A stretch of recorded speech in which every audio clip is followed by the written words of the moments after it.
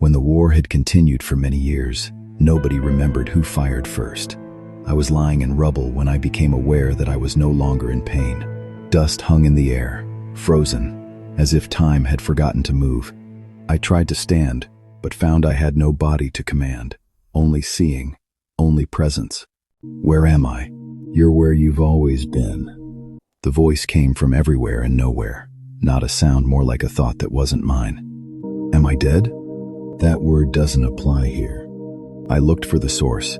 There was light, not harsh, not soft, just present. And within it, something that felt like a face without features, a presence without form. Who are you? I'm not a who. I'm what remains when all the questions stop. I had been a soldier. I had been afraid. I had been certain of so many things: who was right, who was wrong, who deserved to live. Now I was none of those things. Are you God? Many have called me that. Every religion describes me according to their views, traditions, and perceptions. Christians see a father. Hindus see infinite faces. Buddhists see no face at all. Different windows, same light. So which religion is right? All of them. None of them. They are fingers pointing at the moon. Some point more directly, some less. But no finger is the moon itself. Then what are you really? I am awareness, the space in which everything appears. I don't create from outside. I am the appearing itself. You created the universe, not the way you imagine. A mirror doesn't create the face it reflects. Yet without the mirror, no reflection appears. I am that mirror. Every star, every thought, every face you've ever seen, reflections in awareness. So everything I experienced appeared in me. Your memories, your thoughts, your pain, the face of your enemy, all reflections in the same space. My enemy. The thought landed like a stone in still water. The enemy. I hated him. I know. He killed my friends. He destroyed my city. He took everything from me. Yes. And I killed his friends too. I became what I hated. Yes. Who was he? Do you want to know? Yes. He was you. What? There is no one else here. Only awareness wearing every face.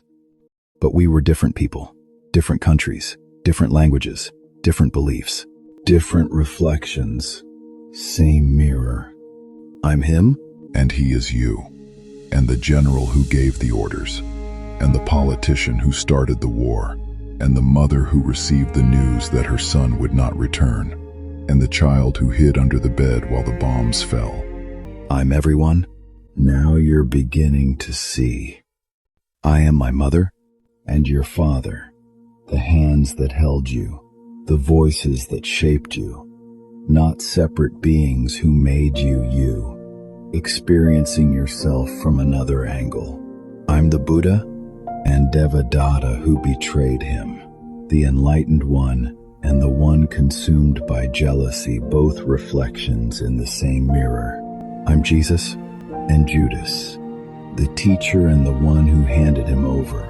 Not two souls, one awareness, forgetting itself so completely that it could play both parts.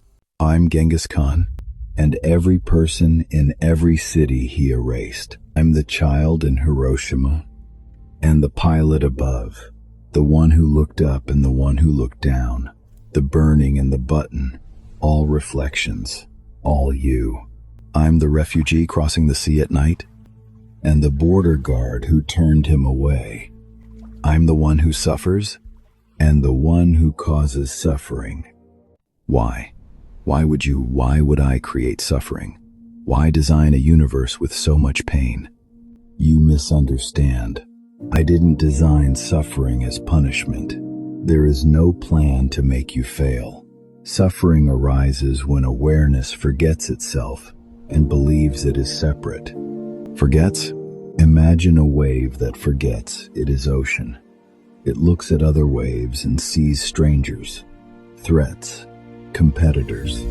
It fights them, it fears them, and it suffers because it is fighting water while being water.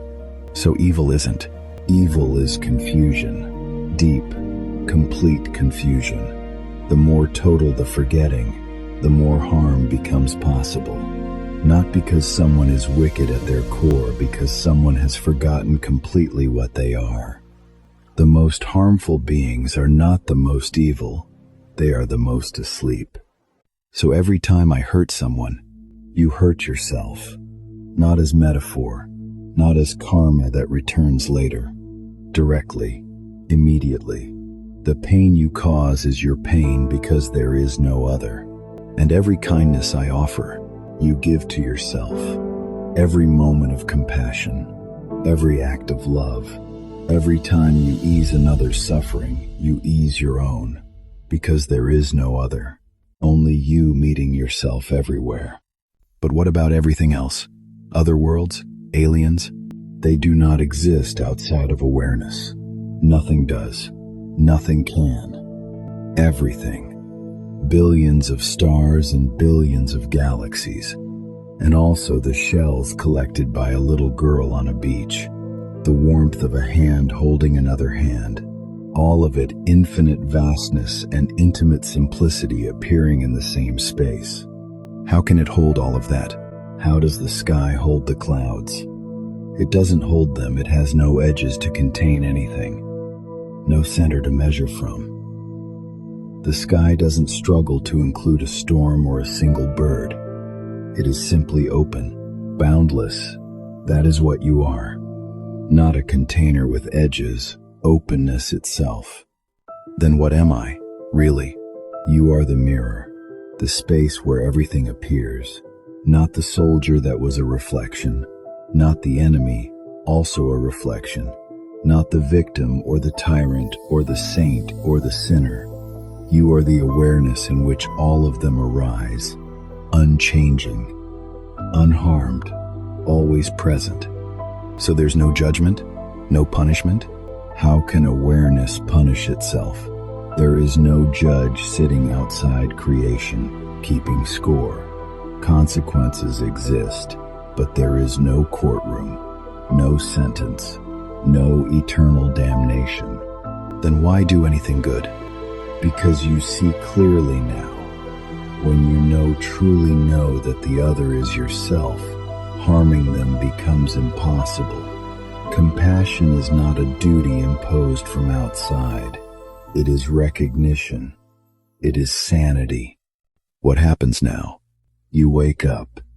Back to the war, back to the reflection. The dream continues, but you won't see it the same way. Will I remember this? Not as memory, but something will remain. Call it knowing. When you look at another face, enemy, stranger, friend, something in you will recognize. You'll feel it. The impossible familiarity of yourself, looking back. One awareness, infinite reflections. Only me. Only you. I open my eyes. Dust, noise, pain, the war, continuing. But something was different. The two soldiers stand facing each other in the stillness. And then I don't know why I lowered it. He stared at me, confused, afraid, and then I don't know why he lowered his too. I didn't remember the conversation with the light, not exactly, but I knew something I couldn't explain, something that made it impossible to fire. He was me, I was him, and for one moment, in the middle of a war that nobody remembered starting, two reflections recognized themselves in each other. It wasn't peace, it wasn't resolution. The war would continue, more suffering would come, more forgetting.